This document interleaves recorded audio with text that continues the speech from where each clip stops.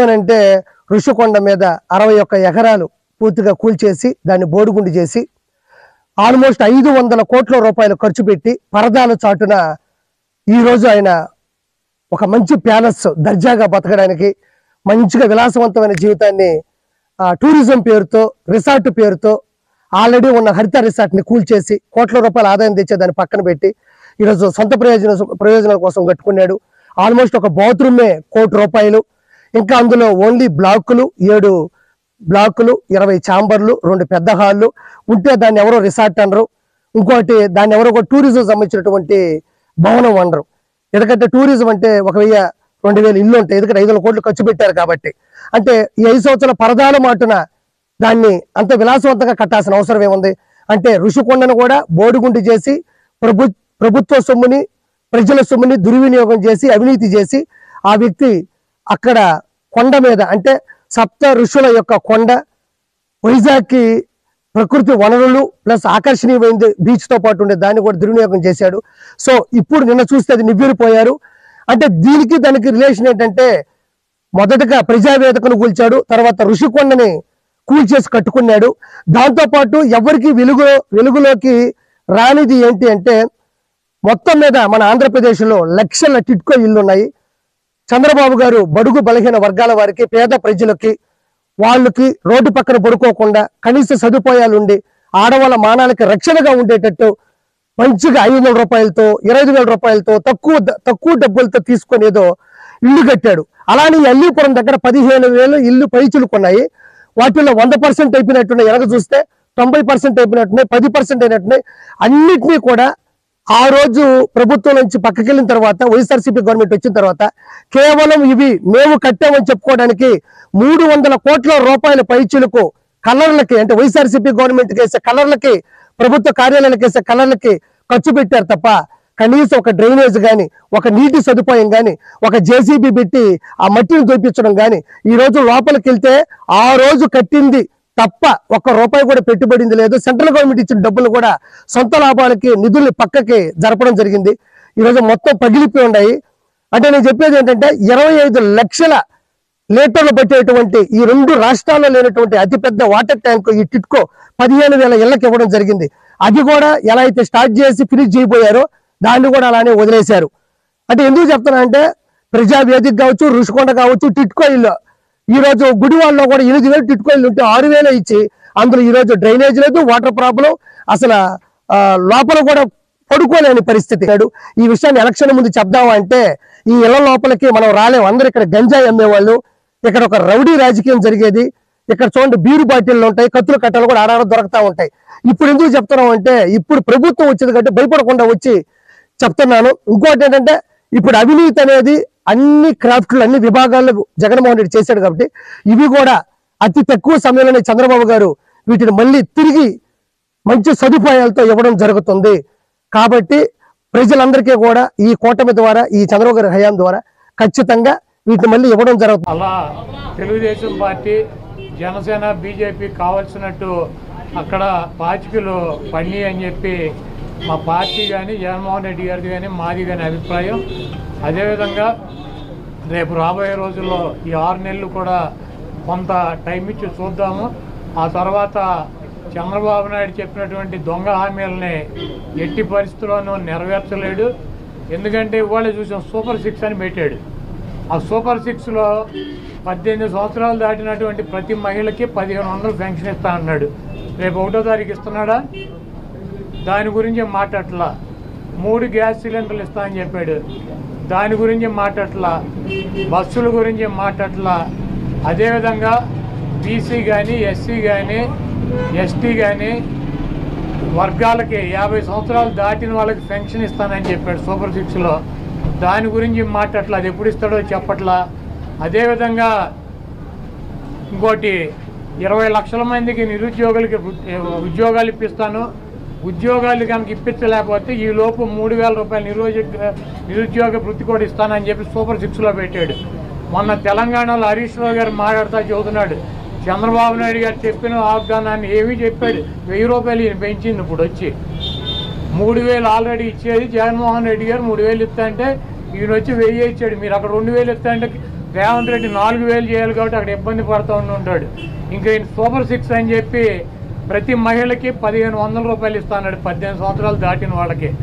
మరి ఆ వాగ్దానం ఎప్పుడు చేస్తాడు? రేపు 1వ తారీఖు ఇవ్వరా?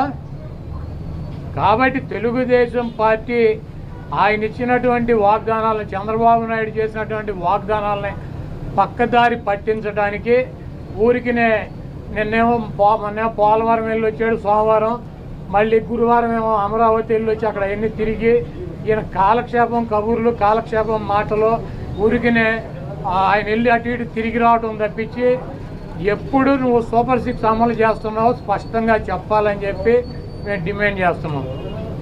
Sir, home minister first target కొడాలని అని కూడా చెప్తున్నారు. ఇప్పుడు ఇది ప్రజాస్వామ్య దేశం.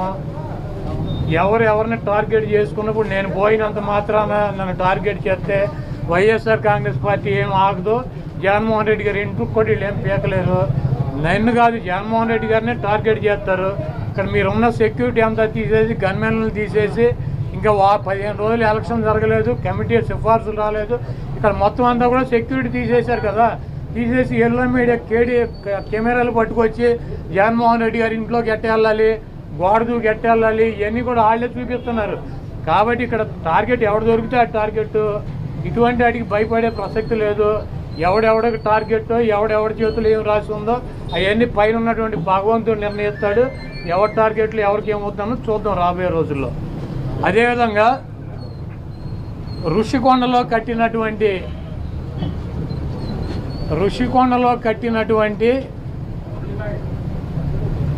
పర్యాటక కేంద్రంలో కట్టినటువంటి భవనాలనే ఈ సిగ్గు ఎగ్గు లేనటువంటి తెలుగుదేశం పార్టీ, ఈ సిగ్గు ఎగ్గు లేనటువంటి ఎల్లో మీడియా అది జగన్మోహన్ రెడ్డి గారి నివాసం అని చెప్పి చూపిస్తున్నారు 3 రోజుల నుంచి.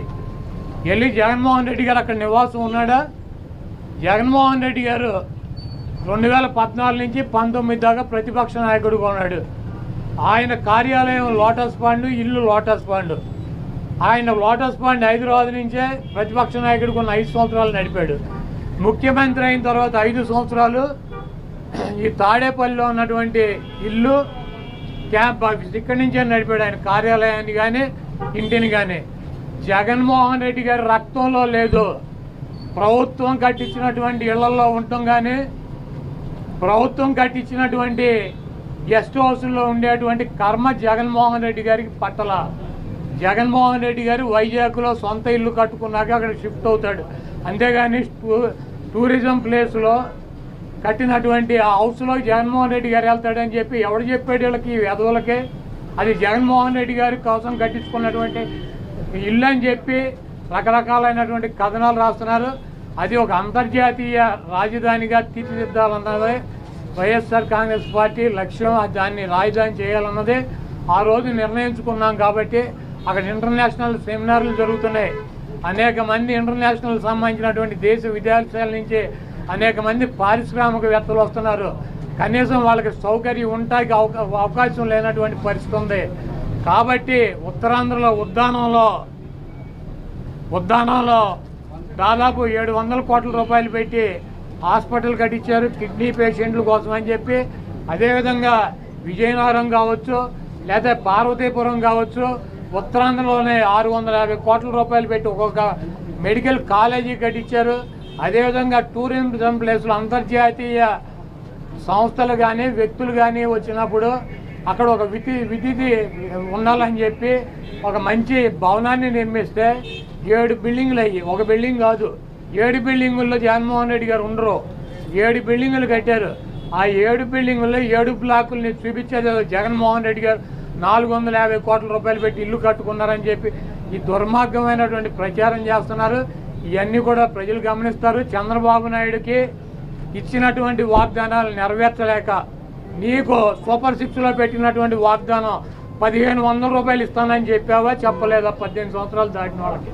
రేపు 1వ తారీఖు నీకు దమ్ముంటే 20 లక్షల మంది నిరుద్యోగులకు 3000 ఇస్తానని చెప్పావా లేదా? దాని గురించి చెప్పండి. నువ్వు దొంగ వాగ్దానాలు చేసి అధికారంలోకి వచ్చావు. నువ్వు దాని గురించి మాట్లాడండి ముందు.